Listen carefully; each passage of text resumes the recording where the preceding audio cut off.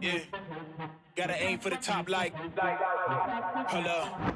Yeah, I can never doubt myself, I know better. All of you critics be acting like you know better. Blowing the smoke, but I know when the dust settles that I'm in my element. It's evident that there's levels to the game.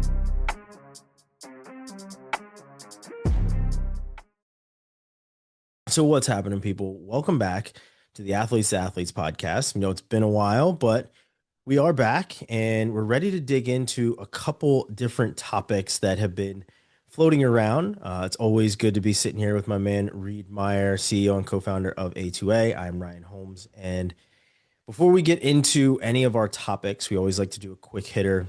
And for mine, it's something that we'll probably dig into a little bit later, a little bit more than what I'm about to right now. But it's the proposed five and five rule, and obviously it's not going to be happening right now. It is paused, and it's not going to be being implemented on the NCAA level.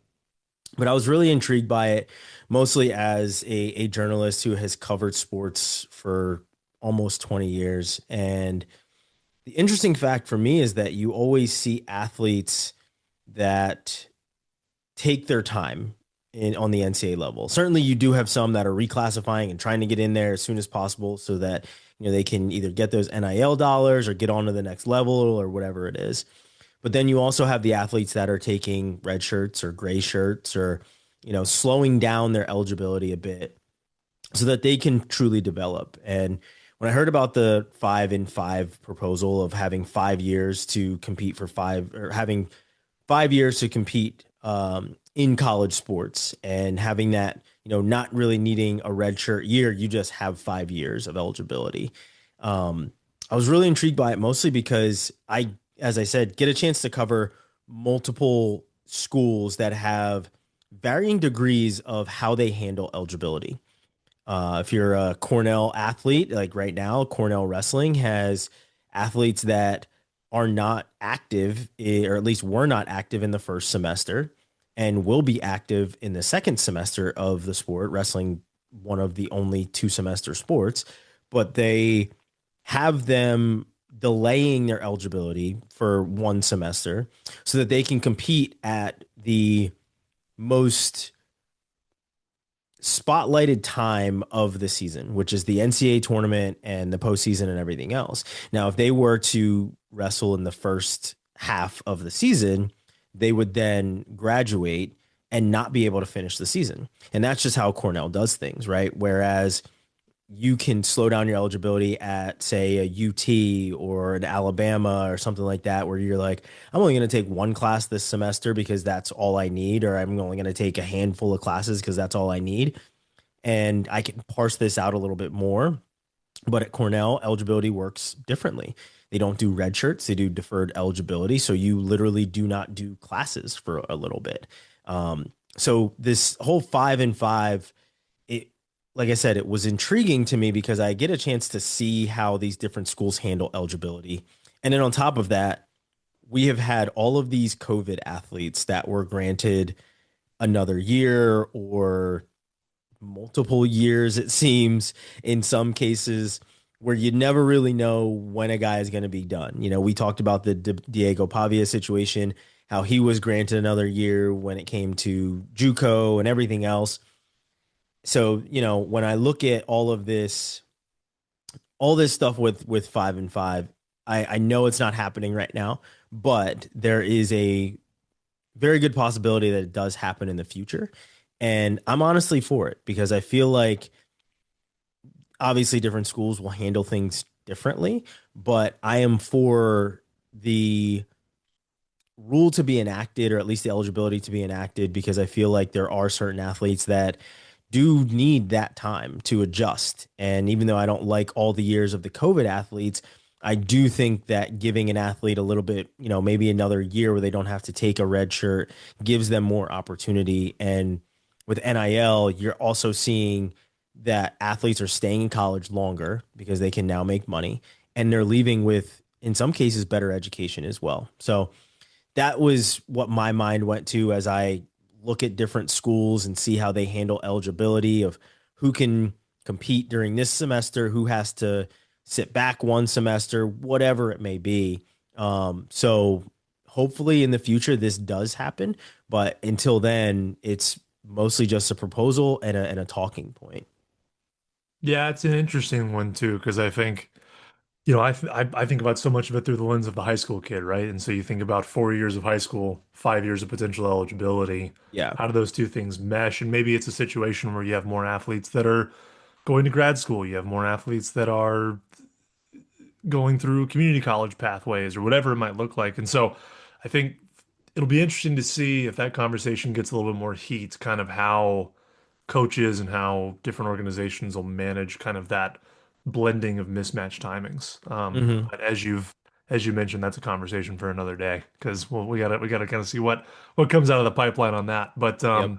it's an interesting kind of segue into my quick hitter for the day, which is on the admission sides of things, and the reason why we had our hiatus this season and probably our ongoing hiatus this season, which is early application periods. Kind of that starting in August, rolling usually until about November is when a lot of the early action, early decision applications are going to be completed. And I think for me, it's always a big reminder during this part of the season that, man, that is such an untapped benefit, in my opinion, to the recruiting process for those kids that aren't going to be signing in the early signing period and different things like that. If you put your best foot forward with a university, if you put yourself in the best position to be accepted in that early application period, if you put yourself in a position to get the most amount of merit aid from that school, which the early application period is normally when a lot of that money is being rewarded, it makes you a much more compelling recruit when spring season rolls around and coaches are looking for folks to fill in roster spots because some of those early applicants or some of those early commits that they expected to land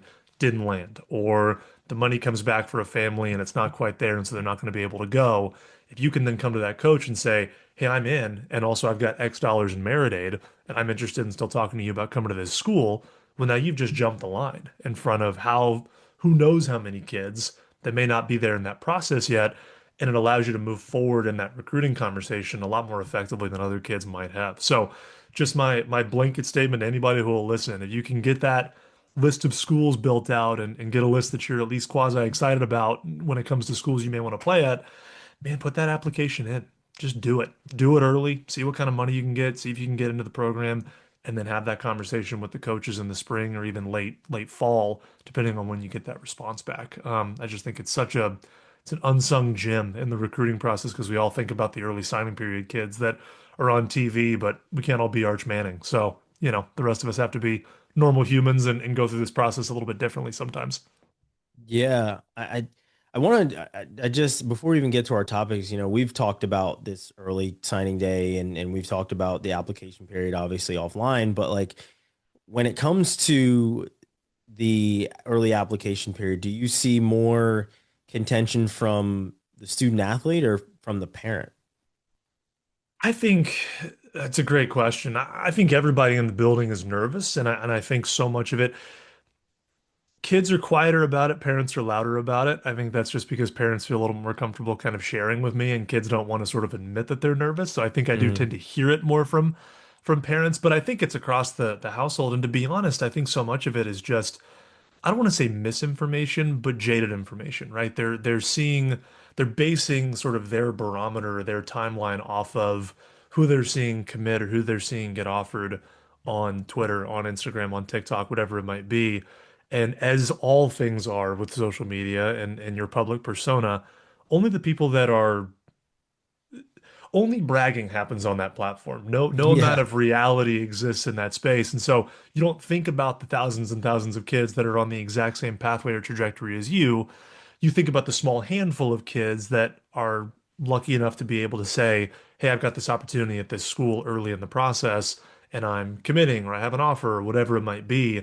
And we as humans just fixate on that part of the equation. And so I think so much of it is just reiterating to families that like that's not your pathway, that's not your process, and that's okay. Like if we could pull the room of everybody in this Twitter sphere that you are in right now and see what number of kids are really committing to places, what number of kids are really signing, you'd be shocked at how low of a number that is percentage wise against all of these college opportunities that are going to be fleshed out by the end of that senior year and sometimes even into that summer as time goes on, the recruiting process plays itself out. So no one culprit, I would say, on that. The real culprit is social media, is really what it comes down to. And the fact that Yeah. everyone thinks that these couple of people that have put that out on social media are the only ones that speak for the entire community when it really couldn't be further from the truth. Yeah. It's always interesting because I feel like people forget that what they're watching is 1% of the group that is going on to the next level. It is not, there is not an abundance of kids and parents that are getting the signing day period during school, right? You're seeing this through a microscope that is the camera lens. And when this is all you're seeing, you imagine that your kid is behind the eight ball when in fact there's way more of you than them in this case. So yeah, it's always an interesting dynamic, and you know, people are afraid to wait and see a lot of the time this year. And I understand we're talking about early signing, we're talking about this early application period, but being patient in the process has to be at top of mind. Because like I said, it's a 1% game that you're actually getting to see on these ESPNs or in, as you said, in the Twitter sphere, social media game. That stuff is 1% of the 1%. So yeah, it's very interesting, but it is certainly one of those things where people have to realize that there is a larger group of people that need to be patient than it is for the group of people that are able to kind of have their pick of the litter for sure. Um, Hmm. but let's get into our topics, and the first one that we're gonna jump into, and I'm gonna kind of hand it back off to you is the Score Act, and break down what this is, what's the purpose of it, and kind of what you've seen on the landscape when it comes to the Score Act.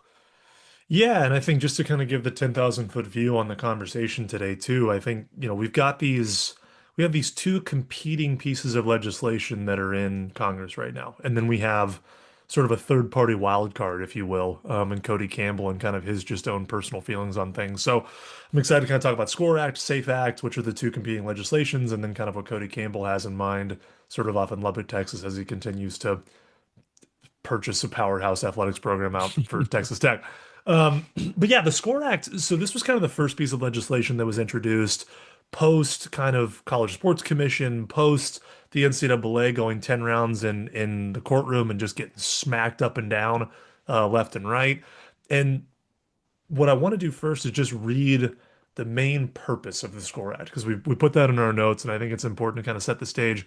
The main purpose of the SCORE Act, as it pertains to the congressman who proposed it, is to protect the name, image, and likeness rights of student athletes and to promote fair competition with respect to intercollegiate athletics and for other purposes. And as you and I have joked about on numerous occasions, that is the most vanilla, tell me nothing motto I've ever heard in my entire life. Just like comically useless when it comes down to a main purpose.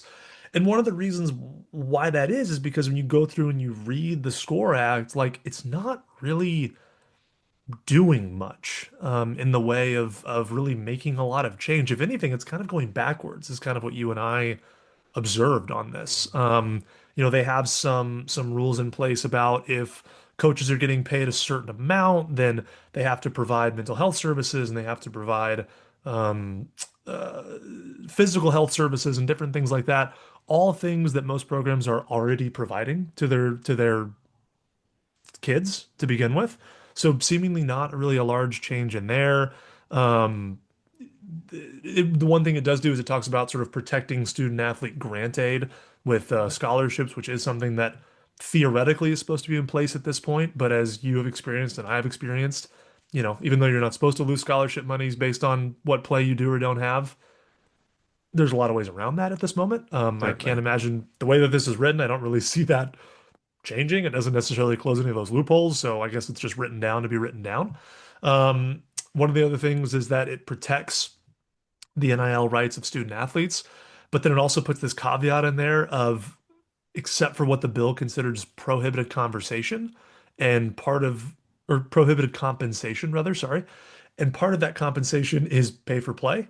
Um, So again, like name, image, and likeness, if you're an athlete, if that's what you're known by, but you can't get paid for pay for play, you and I have kind of surmised is that it basically just creates, once again, a bit of a loophole for whoever is determining what that prohibited compensation is to say, this is good, this isn't good, without a lot of real black and white understanding of it's an easy out, essentially, to just say, oh, it's Yeah. pay for play, it's not going to work.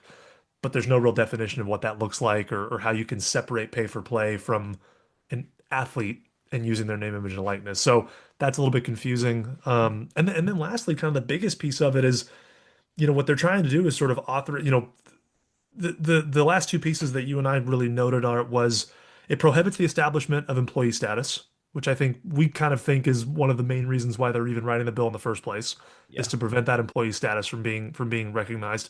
It also offers a limited antitrust exemption to the NCAA, which, oh, by the way, is the legislation that's been murdering them in the courts over Yeah. the last, 12 to 18 months. So again, feels a little bit like, okay, we're making this work. And then I think you even added this in here as well, is like it authorizes sort of an interstate collegiate athletic association to establish these rules that they have put in here and these prohibitions and all this kind of stuff, which is effectively just the NCAA. So it's Yeah. kind of this like weird background way to just kind of reinstate the NCAA as or I suppose the CSC, depending on how they want to sort of phrase that, as kind of the boss once again. It saves them from antitrust litigation, and it guarantees that students can't be employees through the different groupings. And so it feels like an act that was written for everyone but the student athletes is what it feels like from the outside looking in. It's very bland in its wording. It's very gray in the way that it defines a lot of things, and it gives a lot of kind of discretionary power to this interstate collegiate athletic association that happens to already be seemingly the NCAA to sort of decide what does or doesn't count towards a lot of these financial things that exist in this Yeah. space.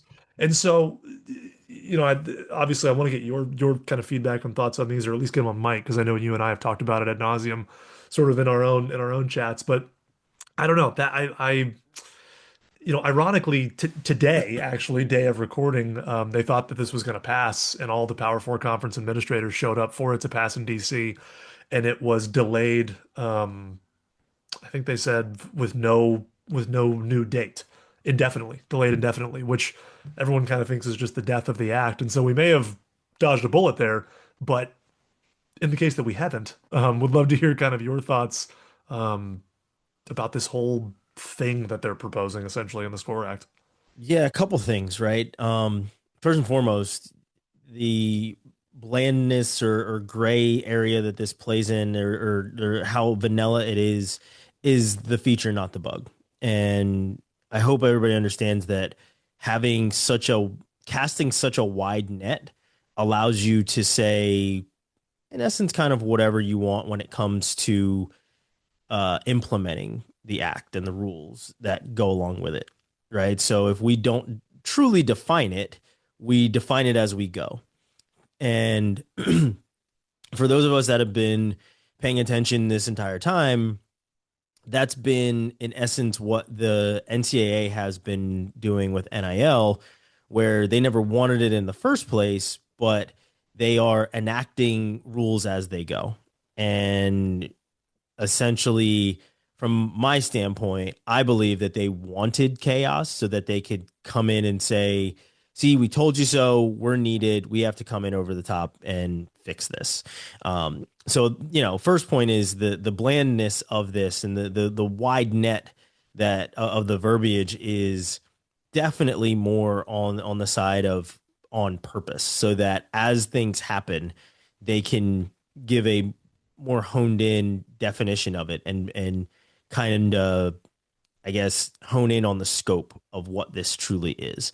Um, Secondly, the pay for play, there's so many rules around that it's not even, it's not even funny, right? Like the things that I have been told about high school recruits, high level high school recruits of, oh, he gets a X amount of money per month to not change his commitment, right? We signed a NIL deal with our top recruit to hold his commitment.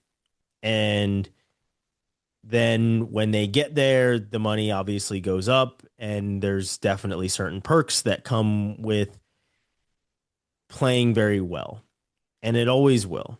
NIL, in essence, went from a way for kids to be able to make money while in college and truly have a piece of the pie, which is, in my opinion, what they wanted, right? Like, I'm playing on a Saturday afternoon. The ratings numbers are 42.7 million people that are watching these games. And the people that are sitting in the most cushy booth in the stadium are the ones that are seeing their bank accounts increase. Whereas I'm out here putting life and limb on the line, and I'm going home hungry, or I'm going to bed hungry at night, right? I think there was literally one athlete that said he went to bed hungry one night years and years and years ago, and now you have athlete only dining halls all over the country.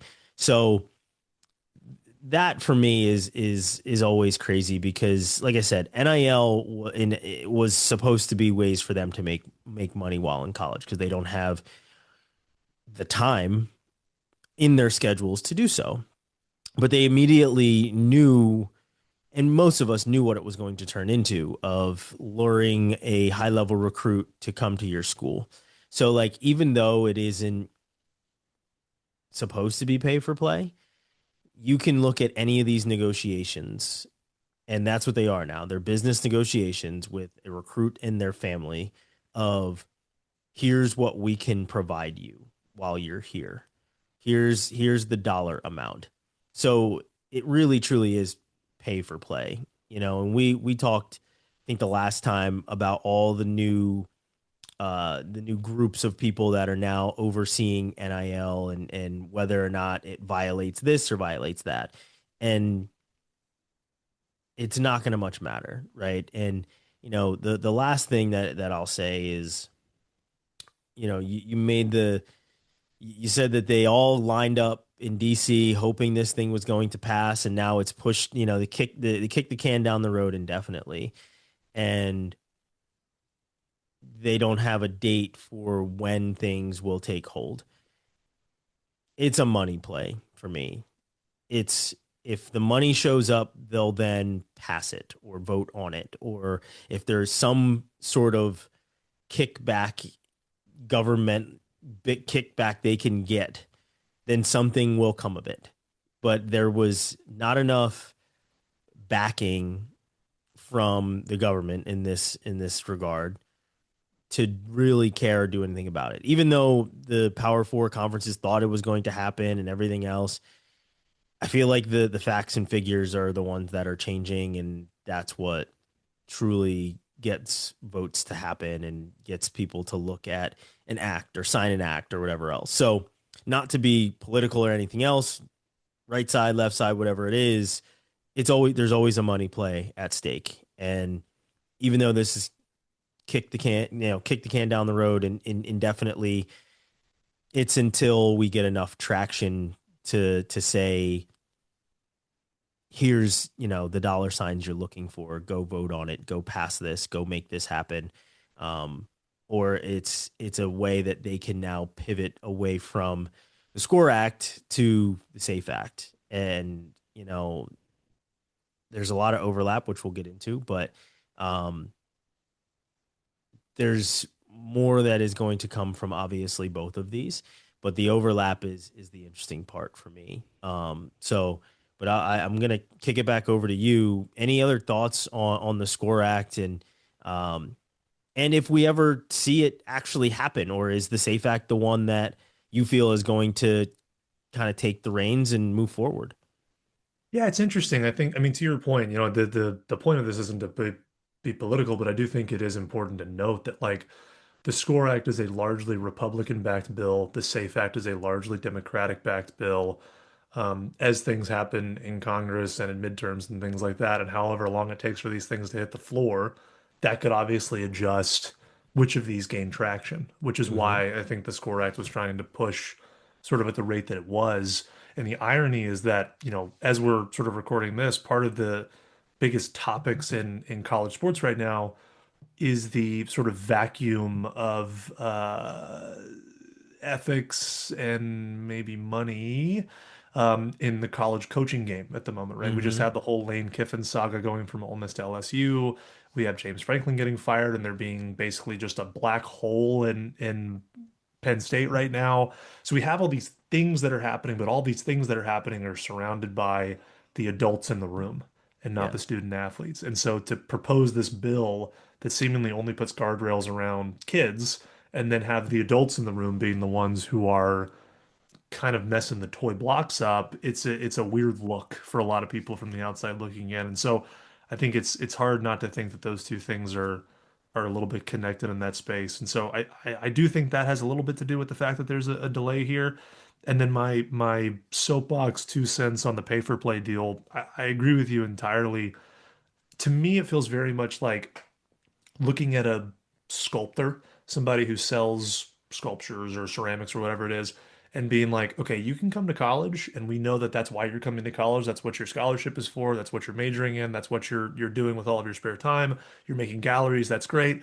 We're only going to pay you based on how well you can hopscotch over here and recite the alphabet backwards, because that's your name, image, and likeness. That doesn't have anything to do with your pay for play. Doesn't matter how good your ceramics are. Doesn't matter how good your sculptures are.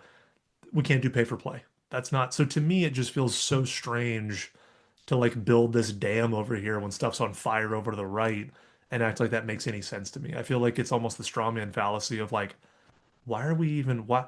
Of course, this is going to fail if you set the parameters up to fail. It doesn't make any sense to me.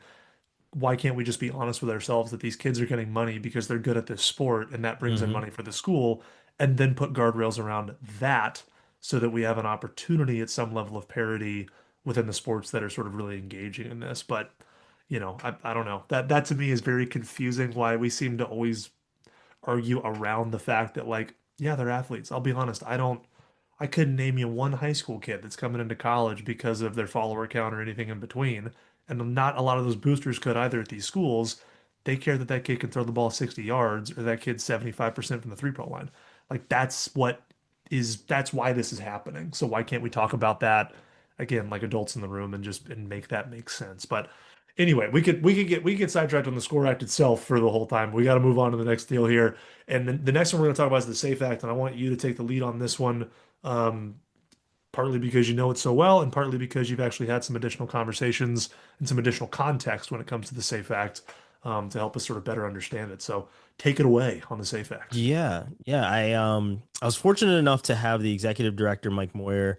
He's the executive director of NWCA, National Wrestling Coaches Association, and he was on my other show, the Quad Pod, where he talks about the SAFE Act and gave a little bit more context to one, the act, but two, what he's doing while being part of the committee that is representing, I believe it's like 16, maybe 20 sports, um, to try and get this passed, and the different stipulations and the different things that they're trying to get put into it.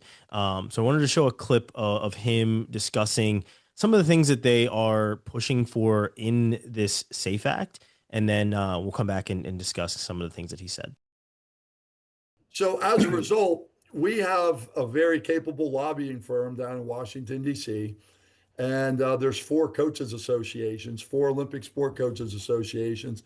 They're kind of part of like a loosely put together executive committee. And we represent 20 other Olympic sport coaches associations. And we've been, so the four of us, it's wrestling, swimming, volleyball, and track. We've been really narrowed things down to two priorities that we are trying to convince members of Congress to put into any antitrust bill that might be able to make its way through the different layers of approval in Congress.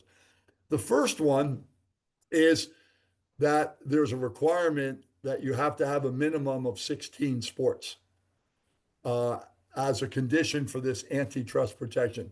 And by the way, the reason the antitrust protection is so important is the lawsuits are lined up as far as the eye can see against the NCAA. Like anytime they try to limit anything, they get taken to court and they get sued over antitrust. So, like the Mhm. longest time, wrestling was allowed 9.9 scholarships. That's an antitrust violation. So today, you're allowed a roster of 30, and by default, the maximum number of scholarships you can offer is 30. I don't think anyone's going to give 30, but to just give an example, when we talk about antitrust, the NCAA would try to limit costs because the lower the costs are, the more sports athletic departments can have. But there's been so many lawsuits, that's a thing of the past. So, long story short, we want to have a minimum of 16 sports. That's been an NCAA bylaw for probably 30 or 40 years. It's just a lot easier to change a bylaw than it is an antitrust law. So there's something called the SCORE Act, which has emerged out of the House of Representatives down in Capitol Hill. And we've been successful in getting that priority into this draft SCORE Act. The SCORE Act still has a ways to go to where it's going to go to the House for an actual vote, but nevertheless, it's in there.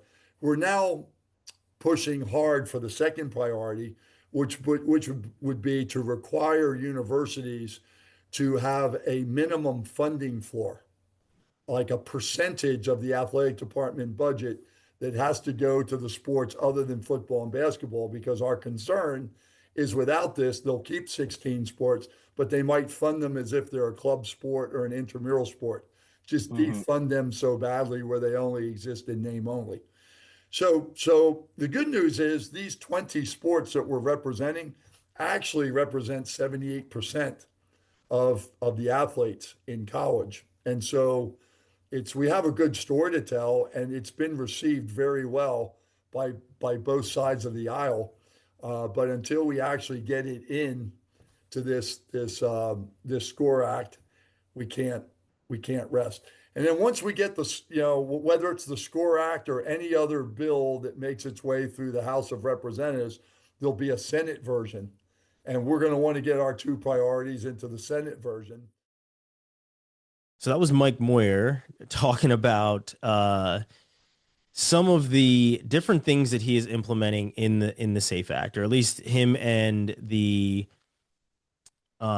group of people that he's working with. And Mike did a great job of, he was kind of wordy on our show, but he did a great job of breaking things down of where their efforts are going to. And like I said, I was very appreciative of Mike Moyer coming on the show and discussing what is happening with the SAFE Act. And, it's not just about wrestling, it's about Olympic sports. And, I think, I don't know how global they are, but every once in a while I'll see one of the commercials about, do you care about women's and Olympic sports? And, if you do, blah, blah, blah, this, that, and whatever. That is obviously part of the same conversation. And the thing that stuck out for me when it came to the conversation with Mike was just when he talked about funding. And as a wrestling journalist, I have had, I don't know how many different teams get rid of wrestling over the last, 10, 15, 20 years, like I said, that I've been covering the sport.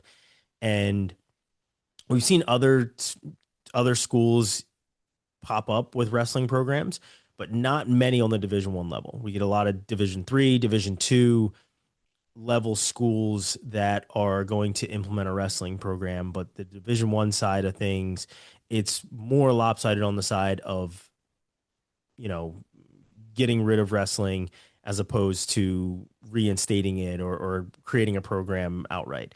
But when it came to the funding conversation, which Mike discussed, he talked about how schools will have to have 16 sports and they'll have to hold 16 sports. Obviously, a number of schools have way more than 16 sports. But what he was trying to explain is that you don't want the Olympic sports, which in the conversation, we understood that basketball is certainly an Olympic sport, but it is one of these power sports that the money goes to. March Madness does bonkers type numbers. So, that was kind of the outlier of the Olympic sports in this conversation, but it was more so that schools wouldn't basically demote a sport. So take wrestling, for instance, there are a number of club wrestling teams. There's a number of club teams in general that campuses have. they don't want, which still may happen to certain sports just based on the number of sports that are on these campuses, but they want to make sure that there's funding for these sports to exist and not just at the club level, that there's a certain threshold of money that they are able to keep around or keep flowing, I guess, so that wrestling or volleyball can continue to be actual NCAA sports and not, like I said, demoted to being just club sports or club level. They have to be Division 1. So that was interesting for me of just like how they're trying to protect these sports and how many people are in this group. I mean, I believe he's like one of 4 or 5 people that are working with Congress to make sure that these couple of stipulations are part of the bill. And they know that they still have a very, very steep climb ahead of them where they have to get it one passed in both the Senate and the House. And, once it goes through the House, it goes obviously on to the Senate, and they're going to try and get the same stipulations in the Senate version. So as much lobbying or as many conversations as they're currently having, they are going to have to go and have those same type of conversations should the SAFE Act pass in the first place.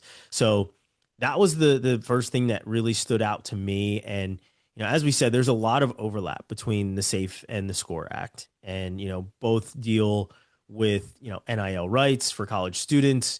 There's some prohibiting of universities and conferences from using the NIL of a group of students without permission. So there's some protections for student athletes that are in there, but largely it is a lot the same. The only difference in here is that there is no stipulation around athletes becoming employees, which is what the SCORE Act does, right? It does have a stipulation in it about athletes being employees.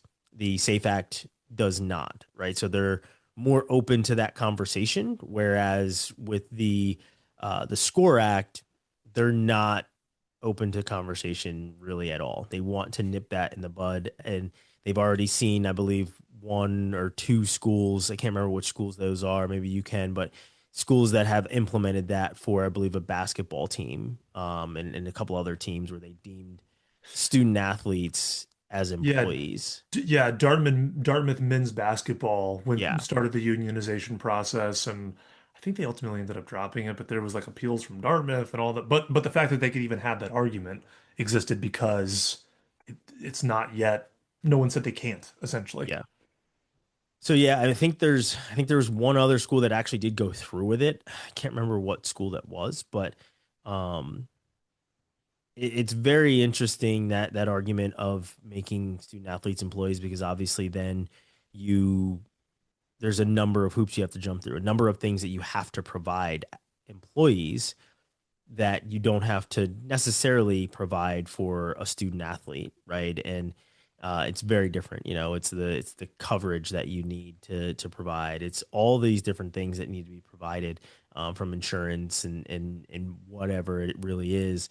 Where it is there for student athletes, where they are covered, and there are certain things that they do to cover them for injuries and whatever else. But it's just different. It's like you and I working for any other company. They have to provide certain things. So that's the kind of the difference between the two. That is the employment status of student athletes, that I'm glad that in the SAFE Act they're willing to have those conversations. I don't know whether or not I want student athletes to be considered employees. I haven't really given that as much thought, but I'm certainly open to hearing the conversation, because if it comes with more benefits for student athletes, if it comes with more protection for anything, I will be all for it. But I feel like there should be different stipulations put in place for a student athlete to be an employee than for the head AD, or the kid on the new rookie on the comms team, or the social media team to be deemed as employees, right? I feel like you have to look at the NFL, the NBA, the NHL, these professional leagues, and how they go about making their athletes essentially employees, and obviously the NFL is still hopefully working towards their, the pension side of things. I know it's a big kind of been a big sticking point, but not to get too far off on a tangent. But the the different things in these two acts, in and with employment being the sticking point, as I said, I'm open to hearing how this conversation goes. But I'm gonna turn it over to you. What are your thoughts on the Safe Act? What are some of the things that stuck out to you? And what are your thoughts on athletes as employees as well? Yeah, I mean, I like that the act doesn't just knock that option out entirely. And I think too, the other thing that I liked about the Safe Act was that they didn't have any, there's no antitrust protections in there either, I think Yeah. was the other thing. So again, you're not just letting the NCAA off the hook, essentially, right? There's if things go sideways again, there's a way to sort of talk about that, for lack of a better term. But yeah, I think from the employee status, in my opinion, like to your point, it's a different. I think the parameters are different when it comes to athletes and just Hmm. what they're able to do and what their contribution and relationship is with the school. But there's no doubt that it's a symbiotic relationship for a lot of these schools. And I'm not certainly opposed. I think that relationship and that weight looks different based on where you are, right? There's Power Four conferences, there's Division One, Division Two, Division Three, and all of those have their place in the marketplace. But in the same way that we have tiered employment numbers based on, salaries based on where people are performing and what that impact of performance is on the bottom line of a business, I wouldn't be opposed to that same sort of structure being implemented from a student athlete standpoint, right? We already have the term student athlete, and at this point, it's a bad word. I feel like a lot of us don't even like to say it anymore because it just Yeah. represents like avoiding workers' comp, essentially, is what it comes down to. But man, if we could flip that and make that a useful term now, what do we, if we have an employment status that is specific to student athletes and maybe those pay bands are differentiated based on, there's certain base numbers that you hit depending on what division you exist in. And those salaries are capped at certain levels. And then kids get to decide, do I want to get paid a little bit more and maybe sit the bench at this school? Do I want to play a little bit more and, go and be at this school? And then obviously your NIL is your NIL, and that you can start to put some real guardrails around what that looks like for a lot of kids because you're not trying to do it all at the same pace. You're making Hmm. sure kids are taken care of. You're making sure that employment status, the benefits that come with that are put into place. I know there's a massive sort of financial element that comes into that when it comes to the schools. But at a certain point, like we have to decide if we're doing college sport for the good of higher education and as a part of Americana culture, or if it's a business and it needs to be treated as such. And if that's the case, then why do you have tax-free status as the NCAA? Like, let's start talking about taxes. Do we want to talk about that? The IRS would probably love to get a little piece of that when it comes down to it, right?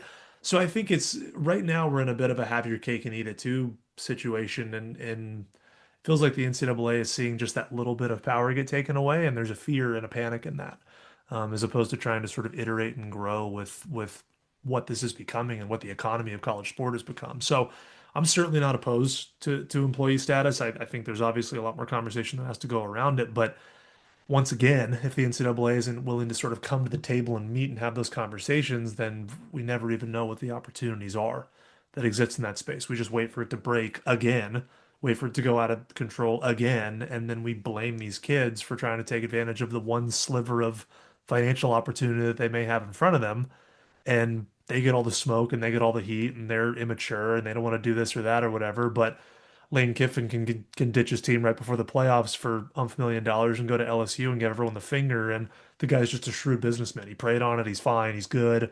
But a kid does the same thing, and all of a sudden there's an issue. So I really struggle with the double standard on that. And I would love to see kids have a bit more of a base safety net at the college level if we've all decided that college sports are a money-making endeavor, which we feel strongly about that, at least at the Power Four level at this point. So it's kind of my overall feelings on the employee status. I think too, to your point on the Olympic sports and women's sports, I think anybody who's been around college sports sees the value in sort of just the culture improvement that happens from having all of these sports on campus and being able to support all those different things. And I would argue it's a lot of what has made us really competitive on an international level. We're one of the few countries sort of very competitive countries that have a decentralized Olympic system because we have such a fleshed out college system. And we sort Hmm. of have this ability to tier kids in different places and do these different trainings.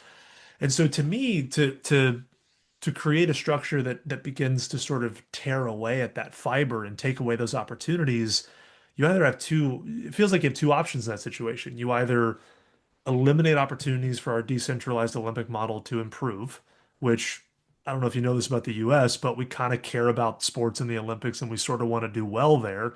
We kind of see it as a really big bragging area. So I struggle for that to be the actual result from what we want. But then the other option is if we're going to shed that stuff away and we're not going to create protections for Olympic sports and women's sports in college, then we need to create a centralized Olympic system that supports these kids through that process. And that's government dollars and taxpayer dollars. And so you have to decide which of those demons you want to sort of lean into, essentially.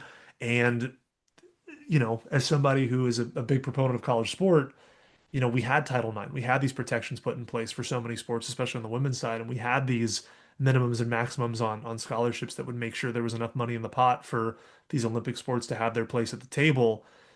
And again, we have to decide as a society, like, is this a full-on capitalist endeavor in college sports? And if it is, then okay, take away your tax-free status, treat it as an endeavor, see how far you get, enjoy that. But if we Yeah. decide that it's a common good and sort of a utilitarian thing that we all invest in because it is American culture, it is Olympic development, it is opportunities for different demographics and socioeconomic units and everything else, then let's be that and let's lean into that and let's not try to cut these corners so that 60 football schools at the top of the rung can pull in as much money as they can, and the rest of the 2,000 universities that are in the United States just absolutely get the finger, and we eliminate opportunities for kids that maybe otherwise wouldn't be able to go to college or wouldn't be able to fund these opportunities or wouldn't know what their potential would be in a particular sport because we never gave them a lane to see it. So I don't know that I guess I feel stronger about that than I thought I did, but that's kind of where I stand on all of that, man. I don't know. I think it's such a bummer that we're watching something that's so ingrained in how we develop athletes and develop people just sort of get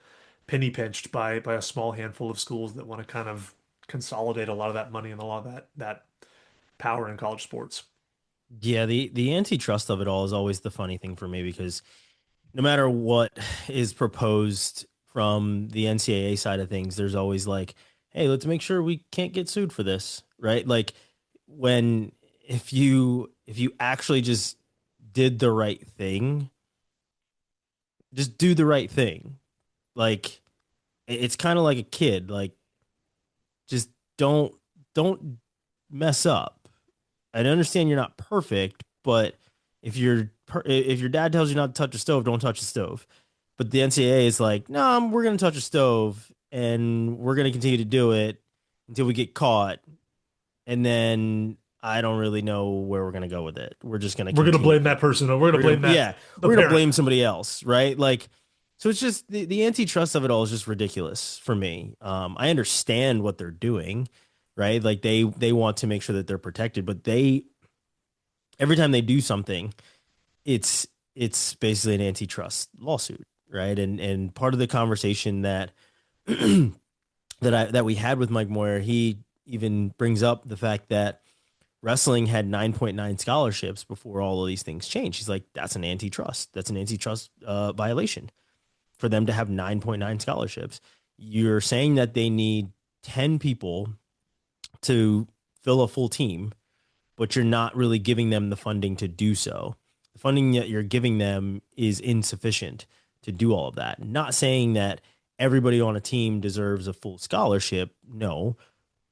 But if you're allowing for more than 11 scholarships on the football side of it, but when it comes to these others, you are like, yeah, we'll almost give you 10. We'll give you 9.9 and make you be creative with your money. So every time I see a different thing proposed from the NCAA, I'm like, I guarantee you there's some antitrust protection that is in it because that's just how they operate. But I don't know.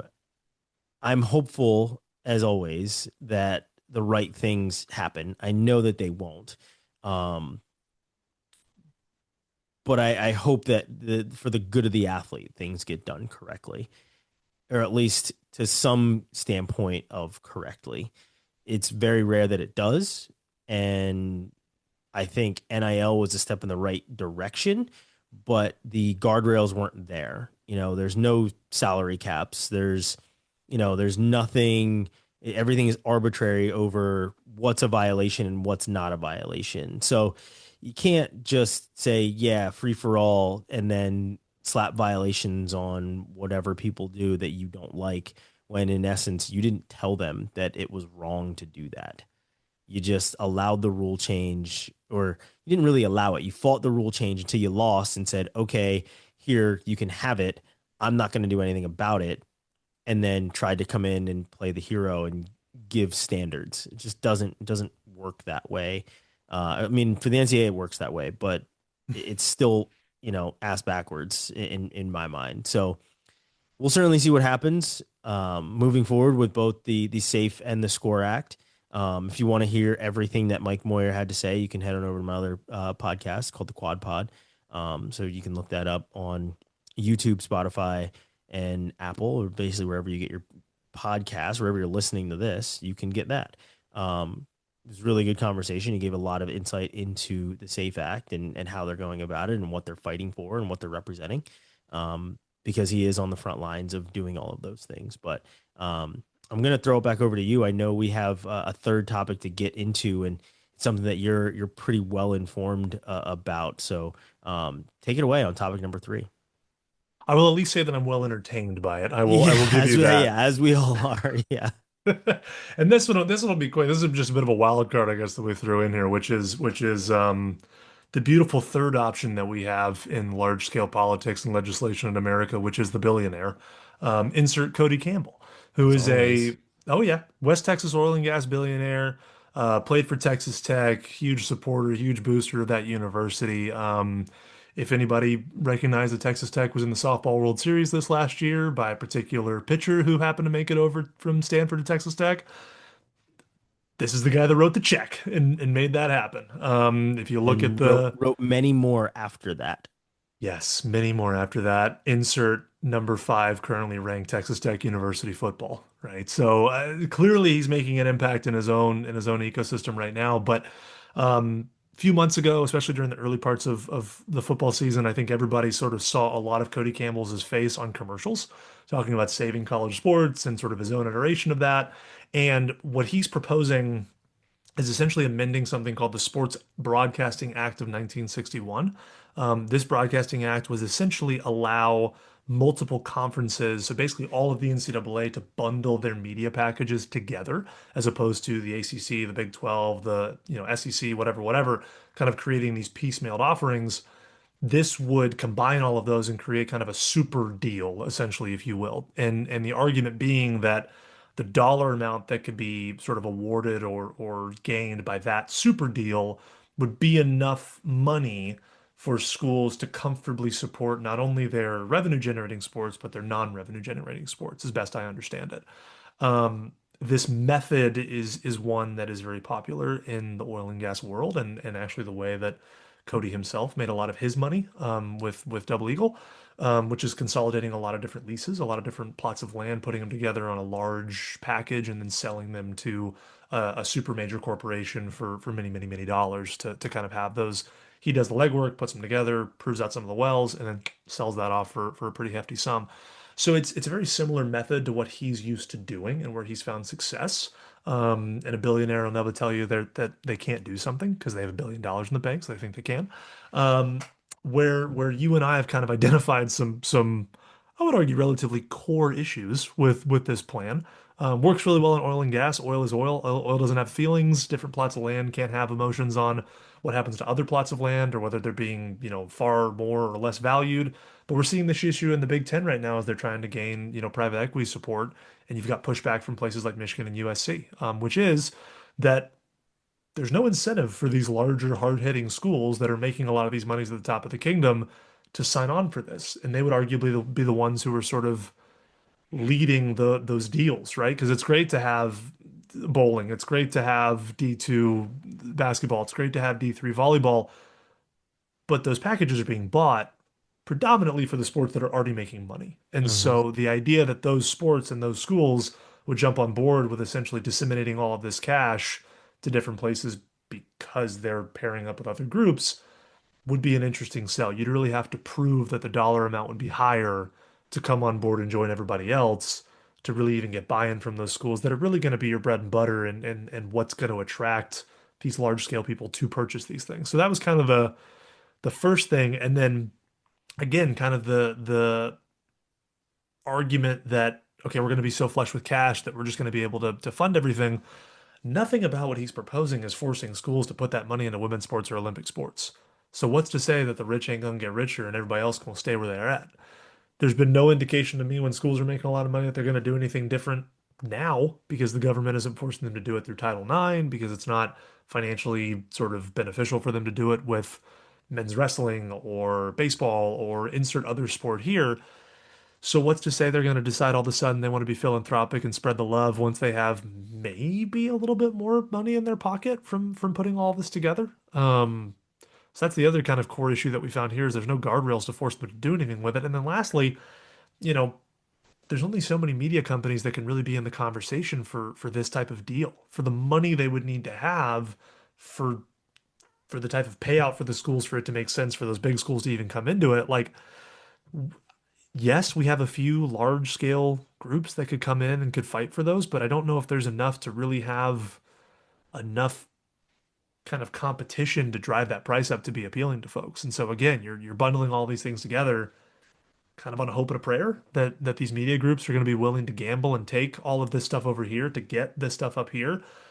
And then you're gambling that the schools are going to be philanthropic and want to share it with everybody. And then you're gambling that the Power Four schools are going to be willing to sort of share their spoils with all of these schools that they don't feel like are pulling their weight in that space. And so when you start to kind of layer down the different things that it would affect, like, yeah, you personally can write checks for Texas Tech softball, and that's great. And hopefully there's other schools out there that have those same type of people as you. But to get everybody in the boat and row in that direction seems even more unlikely than the SCORE Act or the SAFE Act. And so while it is interesting and while Cody has a lot of money to put himself on TV and make it sound like there's a lot of like already traction on this, it's not oil and gas. And so I think I struggle to see where that's going to find the support and or the goodwill handshake that it is needed to kind of have the effect that it has. But I don't know. I'm curious what your thoughts were kind of reading through our notes on Cody and his grand plans.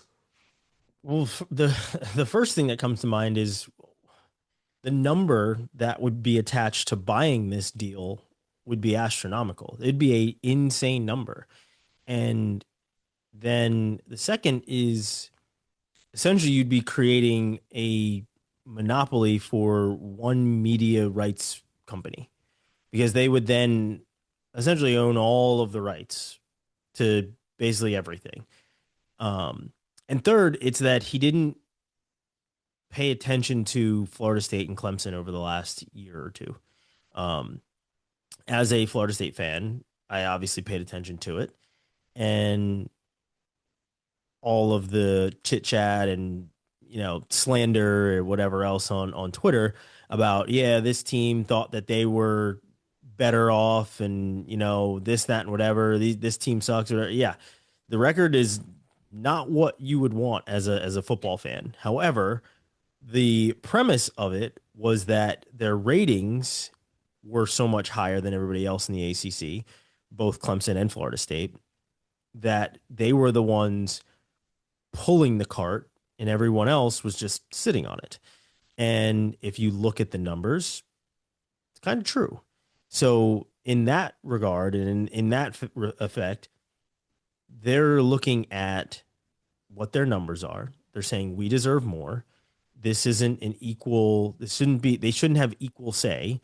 They're not doing the same amount of work, right? If you're doing a group project and you do 75% of the work and your other people divvy up the last 25% and you all get the same grade, you're like, well, shit, I don't really agree with that. I did most of the work for this project. They didn't do anything. And that's in essence what these schools are saying. So as much traction as there might be from his standpoint, that traction, I guarantee you, is not from the top of the heap in these different conferences. As you said, Michigan already looking at private equity. Florida State and Clemson were looking at either leaving the ACC or renegotiating their rights deal. And there was a bunch of money that was paid out and a whole bunch of things that happened in the resolution of it. But that's why it makes it very hard for me to say that this could even happen, because these individual schools are already fighting for a bigger piece of the pie. They're not going to want to be bundled up with the schools that they already don't think are pulling their weight. So it, the proof of concept is also flawed because it is not a one-to-one situation. You can't something that you can do in oil and gas, you certainly cannot do in sports. It just doesn't work that way. At least when it comes to the rights deals, they don't work that way. So I get where his background is. I get where he feels his proof of concept is, but it is a flawed way of thinking. It's not going to work, and it can't. Mostly because of all the pushback and arguing and arbitration and court battles that are already going on because of wanting a bigger piece of the pie. So those are my thoughts. One, the number that would have to be attached to this in order to buy this rights deal would be a crazy large number. Two, there's already so many schools that are fighting for more money that lumping them all together is just not going to work. It just can't. And in my mind, it can't work. If in essence I have to eat crow because they figured out some way of allowing one media corporation to buy all the rights, fine. Then I'll certainly eat crow with no sides. But there's a very small, if not zero chance that this happens. It's hard for me to even fathom it happening, to be honest. I think his commercial money's better spent on just buying more players. I think Texas Tech would probably appreciate that. Yeah, I mean they did continue to write some checks for the softball team, and there's not just a pitcher. I believe there's a catcher that has made the switch to Texas Tech, and that happened after last year's World Series. There's some top players that are headed there. Hey, do what you got to do on the NIL side of it. The media rights, that's a completely different beast, and there's no way that ABC and CBS and ESPN and insert acronym here is going to really allow for one of their competitors to come in and just buy everything. Because inevitably what will happen is what's already happening is you'll have one media rights deal. I've been a part of some of these meetings with media rights. You'll have one media rights deal, and whatever the parent company that owns this deal does not want, they sell off. So if one corporation owns all of it, it's going to be very hard for all these other corporations to even compete. And on top of that, you're not thinking of the programming where a lot of these games are happening at the same time. You only have one channel or a handful of channels for all of these different games. So programming wise, it doesn't work. Media rights way, it doesn't work either. It's like I said, I don't see it happening. I'd be very shocked if it did. You and me both. Well, that's everything that we had to talk about. Honestly, I'm looking forward to seeing how things shake out with the SAFE Act as well as the SCORE Act. I know that the SCORE Act has been put on pause for right now. The SAFE Act certainly has maybe a little bit more ways to go as well. Cody Campbell, Godspeed, my friend. I wish you all the luck. I mean, I'm sure you don't need it at this point, but when it comes to what you're trying to do moving forward, it's most likely not going to happen. Reid, any parting thoughts for any of our listeners? No, I'm just happy we're probably not going to talk about legislation next time. I've I read know. I've read all the government paperwork that I can read for the last month or so. I'm ready to talk about something a little bit lighter. Yeah. Yeah. Same here. Same here. But we appreciate everybody watching and listening. We will be back with you guys very, very soon, and we will have probably a new programming schedule for you as well as we go into 2026. But we appreciate you guys listening and watching the Athletes podcast, and we'll see you again next time.